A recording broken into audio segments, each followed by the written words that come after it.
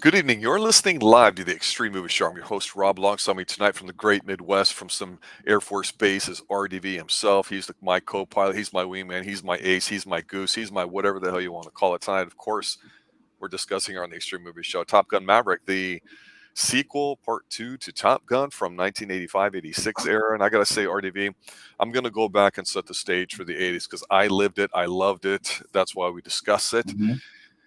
I wasn't the biggest fan of Top Gun. Top Gun to me in 86 was pure 100% summer movie cheese fandom. I think by far his best movie that caught my attention around this time frame was The Color of Money. But I have to give this about Top Gun. Much as I said before in our review of the Rocky franchise, how Rocky 4 was only made because it was the 80s. It was in 80s movies that had Rocky Balboa in it.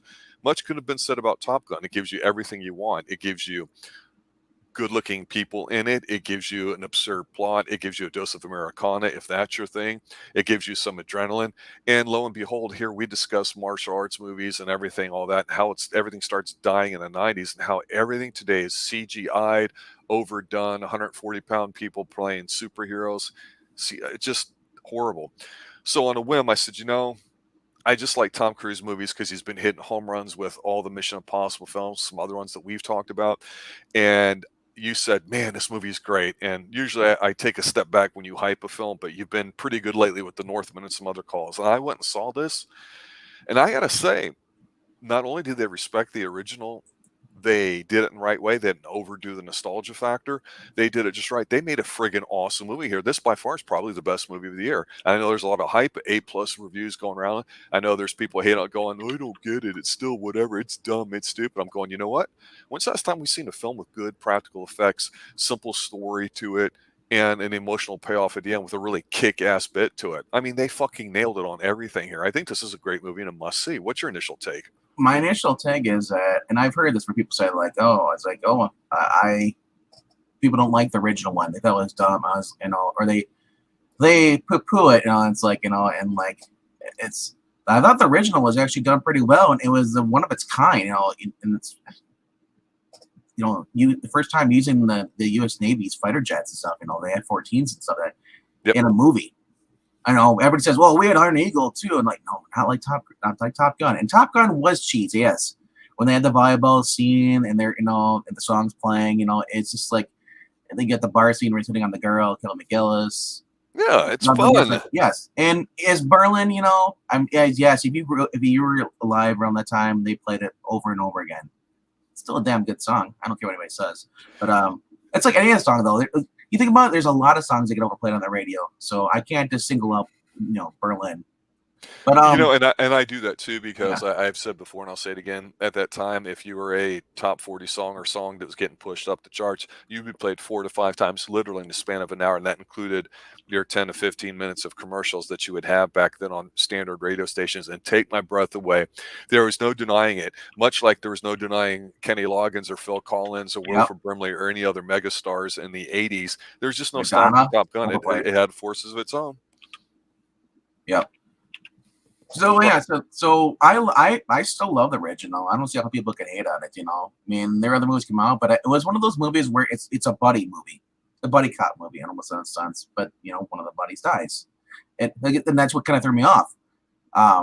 When I first watched it, it was like, wow, it just went from like kind of like cheese, fun, and then it's like all of a sudden it just takes a 180-degree like emotional turn. It's like holy crap, and. And especially when now today, because I watch it later on, so I can watch the interviews and stuff. But back then, there was no DVDs, there was no special feature stuff. No, none of that. Oh, you relied on Entertainment Weekly. These programs that came on, Entertainment Tonight, whatever. They tell you about backstage interviews if there was one, premiere stuff. But I never knew this until and I found out like a couple of years ago that like when they filmed that scene, the first scene with the goose, in the water and stuff, Maverick, Tom Cruise nearly drowned because his parachute was pulling him down. They didn't prepare for that, So I'll say this: right around this time that you're talking about, of course, things get amplified when you Yeah. go on the set on TV shows back then to talk about movies and hype them up. But Tom was starting to be known at that time for Yep. really going above and beyond what it would take to do something. And in Color of Money, he learned how to play pool really well. He's learned how to hold his breath. Obviously, he's learned how to ride motorcycles. So the guy's had a lifelong affair with it. It's not like all of a sudden you got pigeonholed like Liam Neeson into a particular role that was successful for him. Mhm. But this is a part of who Tom Cruise is, Scientology aside or anything else there. Not trying to get into specifics of all those things. And that's one of the many smart decisions that Tom's, I think, been able to capitalize on. And going back to the beginning of the movie and talking about music from the 80s that we have, as people are piling here in the chat, I thought, and we've talked about synth sounds too, particularly in the Troma films recently, Yeah. that we just got done covering. And now I'm a John Carpenter fan, and he's a big synth guy. For me, it's very easy to slap a bunch of things together like they do in Stranger Things to try to create the feel of the 80s. And sometimes it works, sometimes it doesn't, but really you can overdo it. And I thought, first of all, I usually hate most of the third acts of films. I think they wimp out, and specifically James Bond films as we review those.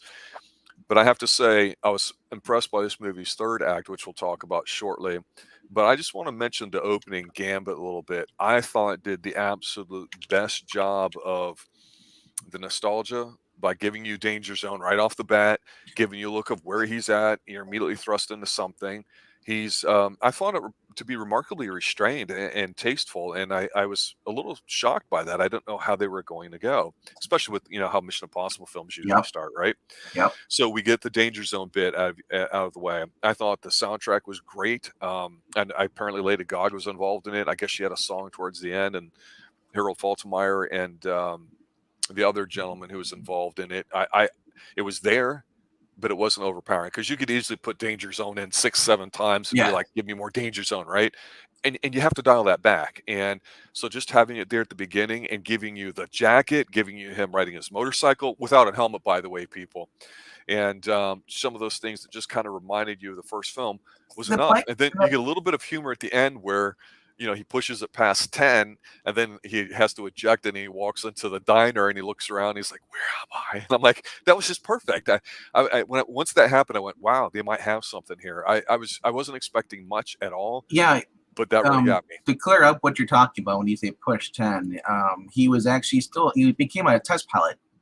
He didn't move up from captain. He stayed what he was, and he was working on one of the new stealth fighters they have, or bombers. They use stealth planes, and they were going to be scrapped because the general Ed Harris, who I thought was great, because he reminded me of the original guy from He-Man and Back to the Future, the principal.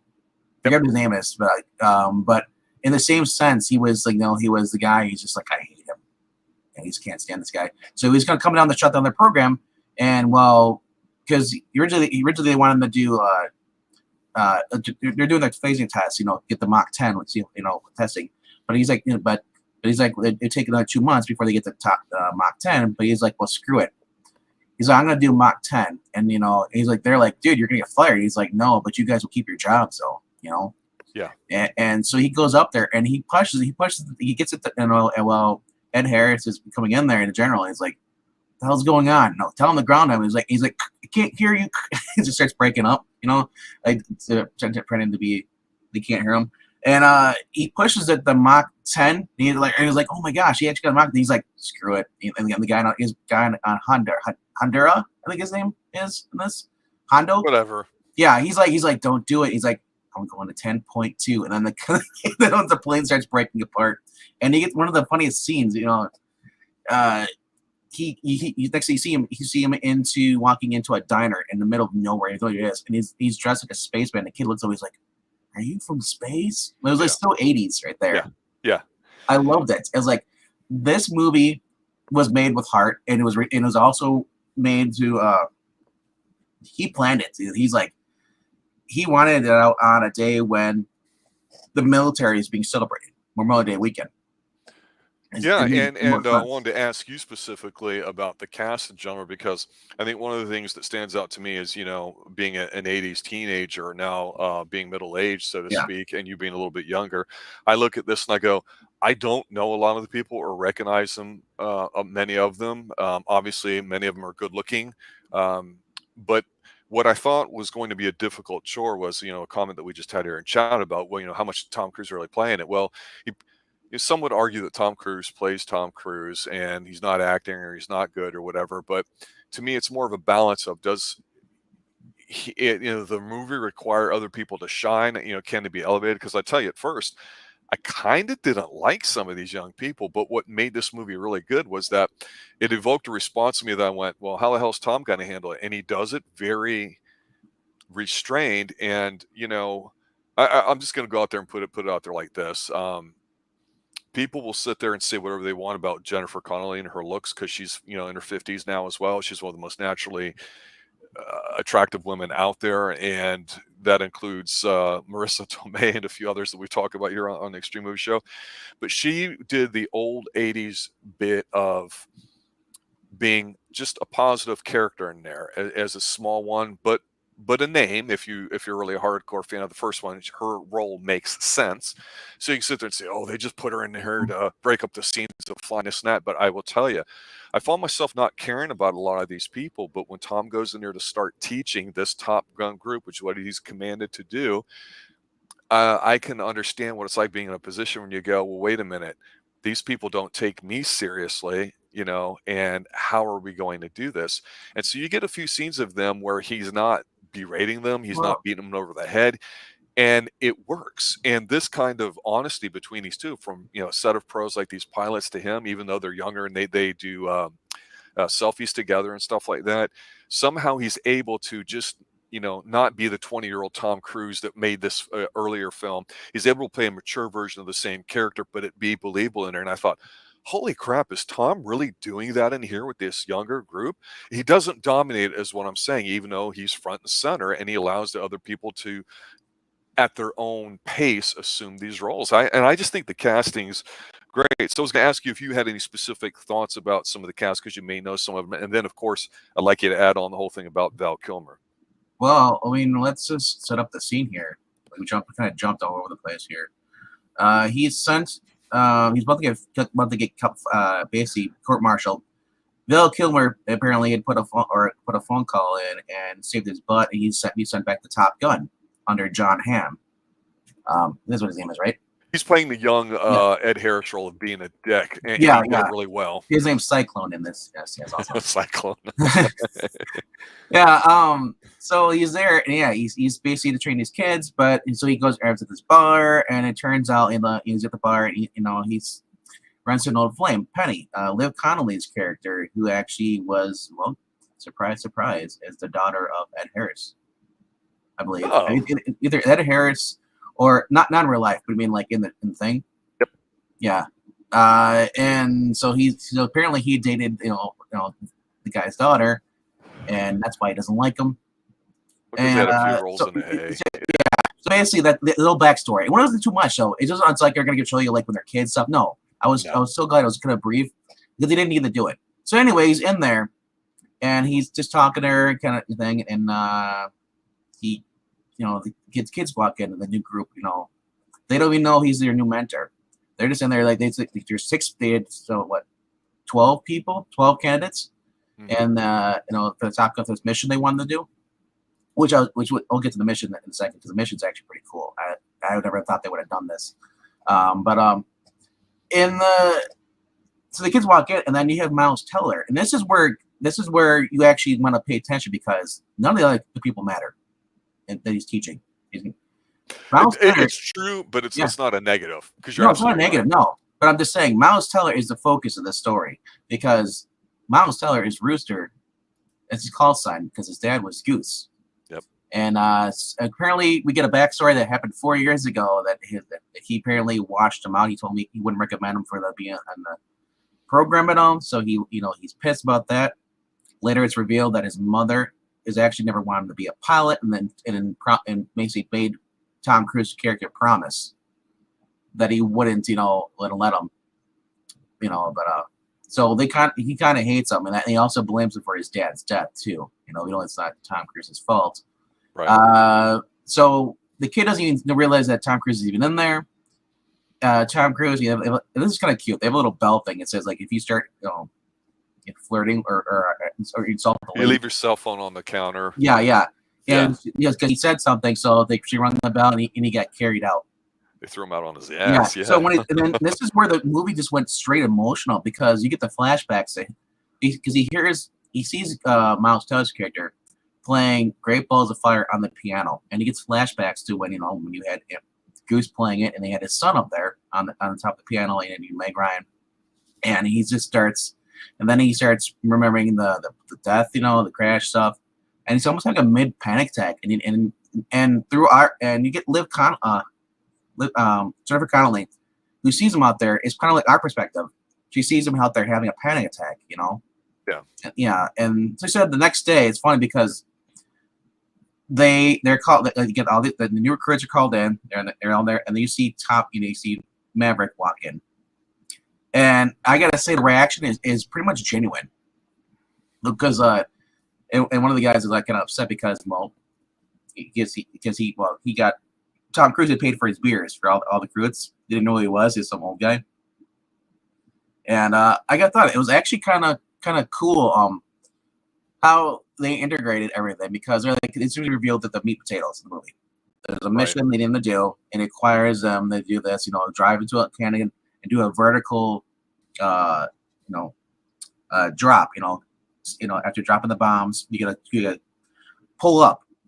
And the problem is that they're going too fast. They're almost doing and they said, where John Hamm wants, Cyclone wants them to basically, hey, just, you don't need to go close. You don't need to go through this, what Mavericks teach you. You can just do what you want to do. So basically, it's him. This is where we get to remember. I thought I would have rather had a Mighty Wings plan by Cheap Trick at this point, because we're getting the same version, almost like a reboot version, where it was you had Michael Ironside and Tom Skerritt. Remember, they were training him how to fly a plane. Yeah, take them out, and they're in the F-14s in this. I believe at this point, he's an F-14, and he's got them as well F-14s. They're used to flying F-18s, so it was interesting to see them. He's a little guy. I think you see in the trailer he flies right through him, scares the crap out of him, and it was interesting to see him being the teacher doing this, where before it was the other two, and Maverick was the uncontrollable one. Let me interject here for a moment before you carry on and get to Val, because I think you're bringing up something that some people that are particular about movies like this, might be interested in. The movie does one thing in two areas very well when it comes to the technical side of this. Whether you believe it's basically the Death Star kind of thing that they're doing, really. But what it is okay, I may or may not have worked with some companies that have been involved with certain government agencies and some aeronautic stuff. That's all I will say, okay, personally speaking, because I don't ever talk about myself that way. So it's interesting that they chose to, one, talk but not preach to you about the current state of warfare when it comes to the role that technology plays in the future, because it's intimated early on that most things are going to be going a lot more automated with AI, with drones, and fourth industrial revolution for you economist types out there, software as a service type thing, that the big race that's going on with these satellites, that you don't need people like this anymore. And so they don't get into it too much, but they also do a great job. And it's so simple, you wonder why movies don't do this more often, and so basic, where they just explain to you, well, this plane can do this, this plane cannot do it, therefore we have to go fast and do all that. So it's not like Maverick's trying to be, a 20-year-old showboat. He's basically saying, this is the way to do it. This is our only way. And it's two miracles, to your point. We got to laser point it and then hit the bomb with it to open up. So when we drop the other one in, it'll take it out. And then we have to do all this, which is what he did at the beginning scene. So again, no wasted stuff here, but the movie doesn't even bother explaining too much where it's at or who it's involved. And so some people might wish that would take a more deliberate, intentional viewpoint, but it's not necessary for the story, as RDB is saying. It's about the people and about these relationships and how they deal with them too. So let me hand it back to you here, because I definitely want to hear you talk about Val.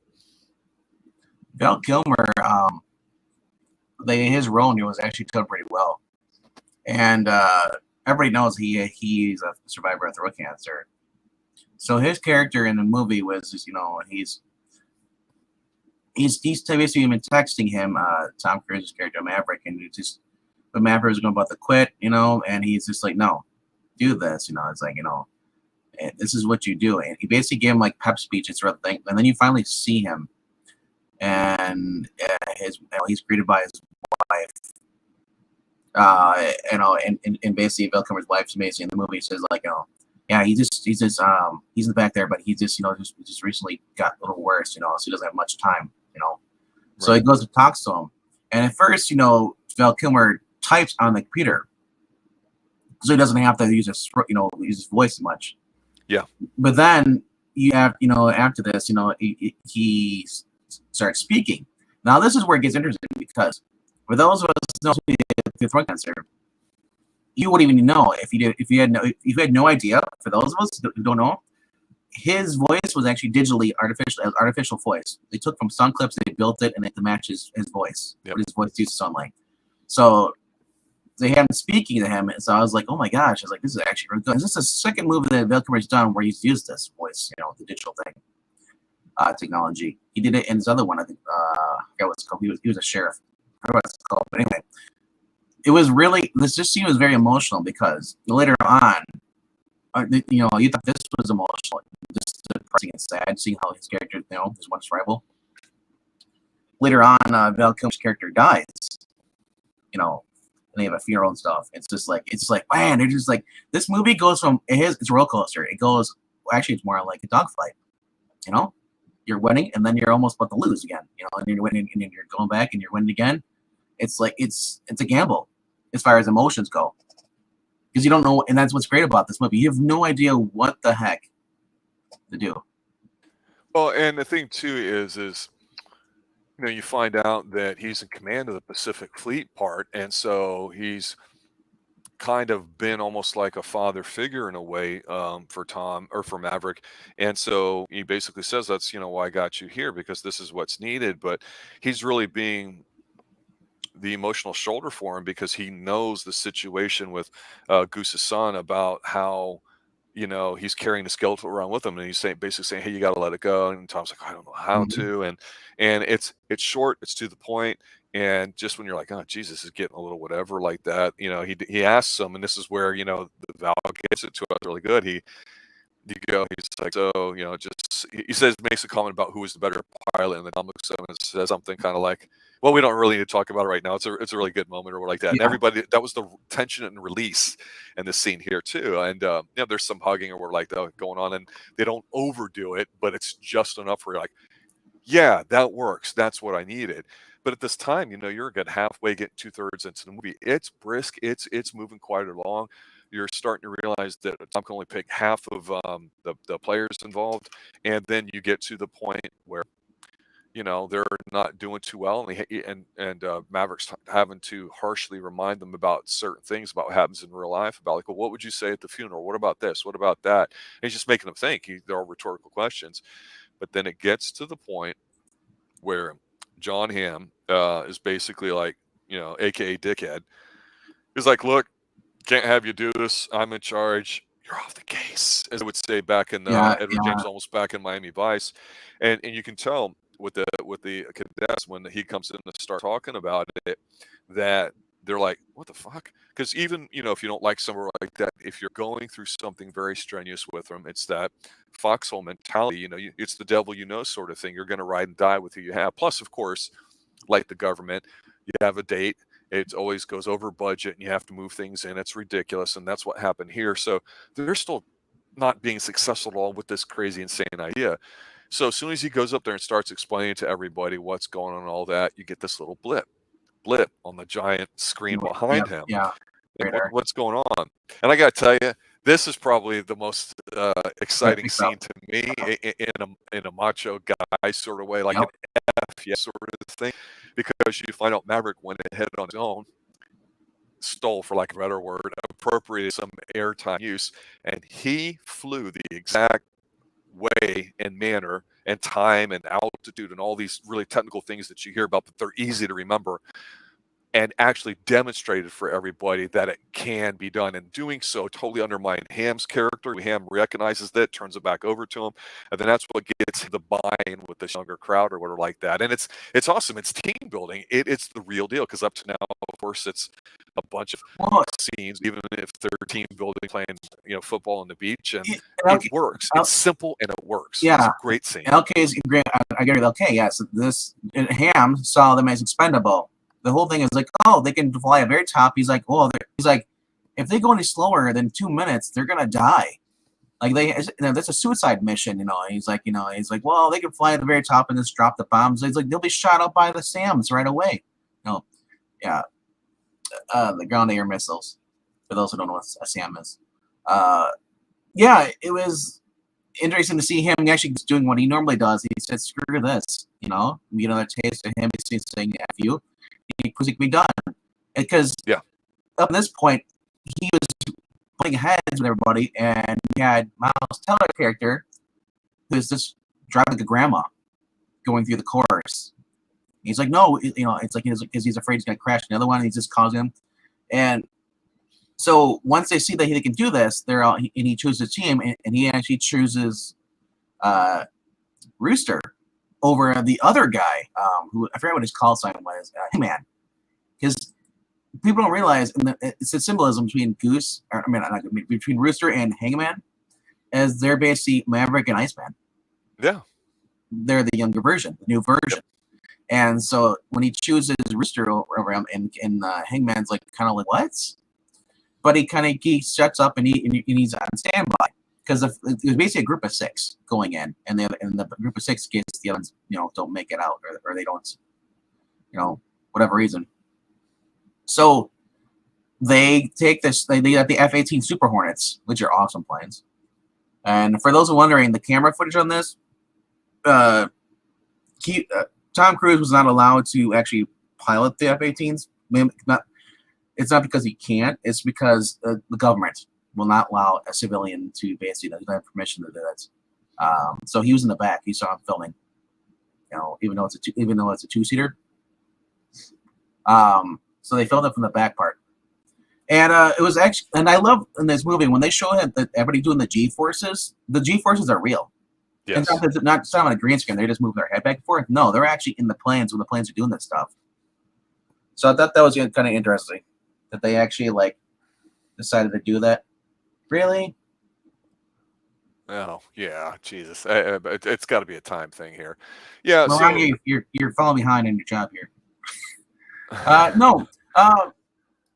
So I just want to point out, they go on their little mission here, and it almost turns into they do their little mission. One guy almost blacks out during it. Actually does, and I think that was actually the training. That was before the other guy. He does in the training mission. He blacked out, but he somehow managed to save himself. But the problem what happens here is that. There's no breaks in Top Gun Maverick. So it was interesting that they're flying, and I was interested to see because they had the birds. The bird scene comes up in here. Was that the? I'm trying because I haven't seen this movie since Friday, so I'm trying to remember the order. Was the bird scene where they fly into the birds, the seagulls? Was that in the training, or was that during the mission? I believe it was the training. Yeah. Yeah, but well, the third act is the whole play, and they get a little Mission Impossible in here. That's all I'll say. If we want to keep it a little spoiler free for those that haven't seen it, but you get more than your money's worth in terms of what RDV's been saying as far as the footage and the way it looks. I mean, I don't know about you, but where I saw it, like I said, people were quiet. You didn't hear them, chewing popcorn and all that. They were watching it, and it was like it. I know technology's changed in the past 45 years or so, or whatever it's been since the last movie came out. But to be able to capture it this way and have the vision to do it that Tom's always allegedly talked about, he hit a home run with it. It is absolutely incredible. Much like the Halo jump in Mission Impossible and the stunts that he's done. This thing is phenomenal at the end. You know what they're supposed to do. You've gone through the training, so you know what they got to do. So you don't have to think about it. You just watch them execute it. And of course, the reason why you have a plan is because when things don't go according to it, you have some sort of baseline to come back to it. And so ultimately, are they successful? Yes. Um, do they have some sort of resolution with Goose and Maverick? Yes. There's no major, I think, negative thing to say about Well, this film as yeah, far as the yeah. characters. The whole thing with the Goose death was in the training thing when the guy blacked out, Yeah. as LK brought up. The guy was basically doing what Maverick and Goose were doing when they're falling towards the ocean when they lost their engine. They're just falling back and forth. He got a tone on that person, but there was the girls. It was the pilot, the female pilots was actually the I'm trying to remember what her name is in this movie, but Nondescript aviator. Monica Barbaro, PhD Phoenix, whatever. She's flying the other F-18, and they're the train mission. I remember this. You get that similar with her. She hits a bird. The bird flies in the engine. The engine basically stalls out, and which basically never happens in these planes. They're not designed to basically. They said when the birds actually, my brother said because he works in the air guard stuff in the forest. He said when the pilots hit these birds, the birds are just blood splats. Yes. So they just clean out. They look for cracks on the cockpit and stuff. But in this case, this caused the plane to lose control and basically spin like Maverick did. And it was interesting to see. I was like, oh my gosh, are actually gonna kill off like people here? And no, they were able to eject out. It was crazy. Yeah, and well, for the final part to it though, I mean, how do I say this? I mean, nothing's a surprise. You get what you ask for. It works well. I at the end was going okay. I still was enjoying the movie, but to me, a lot of this movie is going to be based off of what happened in the third act. Like I say, but at the beginning, I'm not the biggest fan of a lot of the way I think movies cowered out or play it safe at the end, and go big or go home. And they went big here. You really feel like you're part of it. Now it does lack the '80s. Well, we're America, damn it. We're number one. We'll show you. And then, that patriotic stuff. It wasn't, I didn't really feel that, but they didn't have to have it. You know what I mean? They tried to make it 80s. Like I said, the volleyball scene in the first movie was recreated with a football team scene on the beach. Right. So they tried to bring in the 80s into it as far as the bar and stuff. And then you still have like the aircraft carrier stuff. They're on the Roosevelt. Mm-hmm. So you're getting authentic scenes, and the one thing that's had us over the first movie is the fact that it was the cameras inside the cockpit, and pretty much were controlled by the actors. The actors were really in the plane and stuff. Where we had actors. I knew they were in. I think they were in for the most part they were in the plane in the first movie, but the camera was different controls, and the fact that Tom Cruise had him trained for really like 3 months. How to get used to the G's and stuff in the plane and operating the cameras. And as we're winding down here, a couple of thoughts from me is that, we've talked about how Tom prepares a lot for his role. And I always wondered as an actor, would you want to be in one of these CGI movies like, I don't even know what it's called, honestly, but where the little girl's playing, the female Thor. And I'm like, are you kidding me? Digitizing her muscles. I mean, I'm just not a big fan of all that stuff. Those are actually real muscles, not hers. I'm like, or you just see all the behind the scenes stuff today with what happens in, say, a superhero film, and you go, it's green screen galore. You're not staring at anything. It's just phony. And I go, well, I guess that's an easy paycheck, but you're not really acting.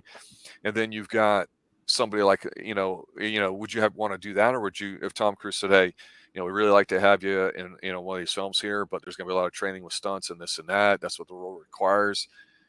I mean, to me, it's a no contest which movie I would want to be in myself. And it would be that, because I think that experience stays with you and actually might make you a better actor. I don't know, but I just look at all these young people today and I go, it's a shame that you have very few actors that I think will go through the lengths that Tom Cruise does, because no matter what you can say about him, he goes on the worldwide tour. He gives you his all when it comes to that. And even if he's conning you or selling you, damn it, it makes for a friggin' good movie. And to kind of just mention how it is with the 80s. That's one way I thought was a little bit better than the original. And you can argue that the original has to be better because if it wasn't for that, you wouldn't have a sequel, right? But I thought, like they said, they honored it well. What they did with Val was not over the top syrupy. No, it's realistic. They gave him a throat cancer, his character throat cancer, when he actually is a throat cancer survivor in real life. And they even let him talk, which you're like, nobody really, I think, knew that. But then when you see it, you're like, oh shit, they let him creative go, way right? Too, though. That's the thing, because they could have just had him just the digital voice, that's it. But no, they let him actually type on the computer, which made it more dramatic. Yeah. I gotta say though, I was comparing this movie to Afterlife, which is another sequel. It's been like almost 30 something years in the making as well. Yeah. And that is the same, how that movie captured the same feeling as the first movie. This did well too. I mean, like, it's like that. These two movies are the example of as how if you're gonna do a sequel or you're gonna do a movie, this is how you do it. You put your effort in it. And as much people shit on Tom Cruise because he can't run or he's short or he's a Scientologist. His movies are better than most of the crap that's coming out. Sorry, MCU is nothing on Tom Cruise. Yeah, I agree, and I understand a lot of things are important today as far as what people think and what your baseline is pretty much what you grew up with. So again, here on Xtreme Movie Show, we kind of talk how we're an 80s based channel, but we do venture off into like some TV stuff. We're currently doing The Prisoner. You and I do a lot of the painful B movies, canon films, martial arts stuff, whatever strikes our fancy. We're a little loose as far as that stuff goes, but we even tackle science fiction and other stuff too. But we don't automatically go out and chase and see everything that comes out in the theaters and say, we got to get to you first about it, because we're not saying anything that probably anybody else isn't. I'm just simply saying that compared to the other stuff that we've talked about, those of you who've been long-time listeners and the new ones too, you go back and listen to some of the stuff and you start to realize this theme of how practical effects was somehow a superior way to go, or even cheap prosthetic stuff like out of Toxic Avenger. I'll close with this and then I'll hand it to you, RDV, for final thoughts. I'm often reminded of how much I love the original Conan and how disappointed I was in Conan the Destroyer, the second one, because they tried interjecting some comedy and making it a little bit PG instead of R, which is a mistake. Although it's notable for me on another level is that Wilt Chamberlain plays, the evil bad guy in it. And those of you who don't know him, he is the NBA record book. It's not Kobe. It's not Michael Jordan. It's definitely not LeBron or any of these clowns today. This guy was legit one of the most premier athletes ever in any sport of all time. Up there with, say, maybe Bo Jackson or Herschel Walker in terms of physicality. And it shows in the movie, despite him being a basketball player and he's long and lanky, he legitimately was that strong as strong as Arnold Schwarzenegger, if you listen to Arnold and everybody else. So I've noticed since as a kid, he's been one of my favorite athletes, and it translates. When you have a film like this, no matter about Tom Cruise being small or this or that, what he does translates onto film. CGI, I don't care what you can say, how pretty it looks, or the colors, or this or that. You can use it as a tool to create worlds that can only exist in the artist's mind. That's the biggest load of bullshit.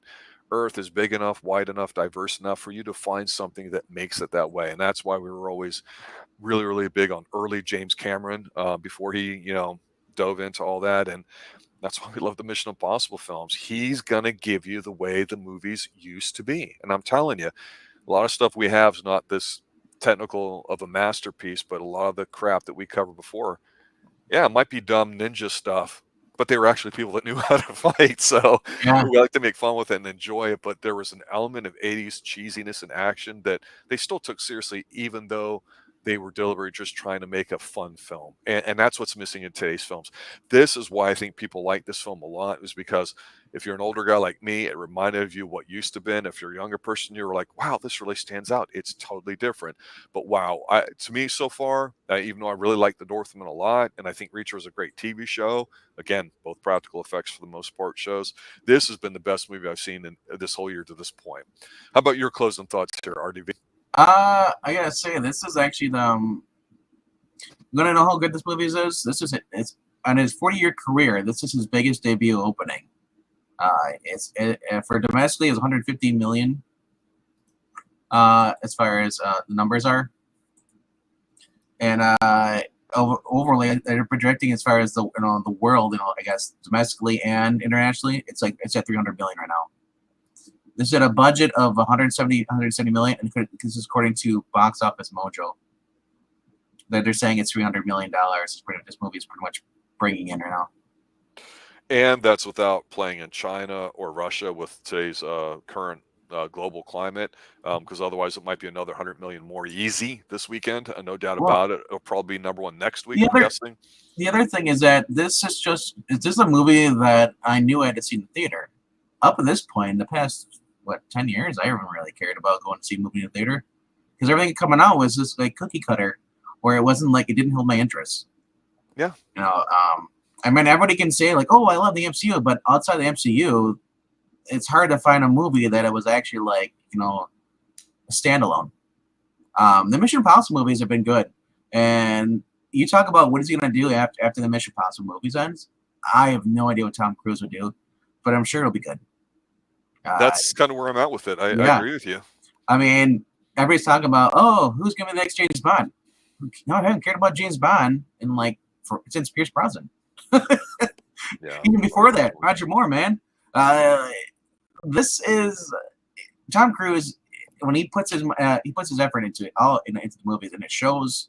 And the writing, it's just everything. He wants to make it the best it can be, and it's like I said before, he's the last action star. Yeah, I'm looking forward to the Mission Impossibles. I am looking forward to anything he does after that. Yes, you can bring up people will bring up. Oh no, what about Vin Diesel? No, he's an idiot. Stop it. He just drives a car and has movies where cars going into space. He's not driving. He's being dragged along in CGI. Stop it. And I love Kurt Russell. He's my boy, but it pains me to see him in these movies. I just, Kurt Russell, he's like, I'm just getting a paycheck. I don't care anymore. No, that's why he did some Christmas movies as Santa Claus, because that's where his heart is right now. In the 70s. Well, I still take Kurt Russell in a non-CGI film. If I'll watch the Santa Claus Chronicles any day over Fast and Furious, unless it's Fast and Furious 1. Fast and Furious 1 is the only one you need to see out of that franchise. All the rest. The Santa Chronicles. I can't argue with you when you're right. I don't know how we got from Maverick to. I don't know. You brought up Kurt Russell, and you're talking about I guess because he's one of those last old school guys, and Tom's only about 10, 15 years behind This him. movie kept the feeling of the first movie, and how many people can say that they actually kept the same feeling? Like you said, this is. A lot of movies have lost their love and feeling, and Tom Cruise. All right, enough of that. Before you take my breath away. All right, guys. There you go. Thanks for listening to our review here of Top Gun Maverick. If you got any comments, obviously leave them below. If you've got any recommendations, drop us a line. We look forward to covering that. It's always nice that when people, especially newer ones, are letting other people know and discover us, as we're all of a sudden starting to climb up, getting really close to being 1,000 subs. Just a few short years ago, we were just getting together talking about stuff, but it's taking a life of its own, and it's a global phenomenon. What can I say? It's, dare I say it, RDV, it's extreme, and I love it. So we'll probably have something really horrible next week, and that's going to be just as much fun as this one too. But there you go, guys. If you haven't seen it, definitely go see it. It's only going to come out on Paramount about 45 days after its initial release. That's the way they wanted to do it. They said, basically, we want you to go see it in theaters. And I'm sure there's a financial aspect to it too. But I'm telling you, this is one of those few ones to go see in the screens. Everybody I know that's seen it, they're like, yeah, that was pretty good. Even my wife liked it, or my kids. And I'm telling you, anybody can go see this film, young, old, whatever. It's great. It's the way to start the summer off. I don't know what else is going to come out or what's going to be good, but even if nothing else does, this is a home run here, guys. All right, guys, have a good night. As always, for RDV and everybody involved here at the Xtreme Movie Show, I'm your host, Rob. Good night. Stay extreme.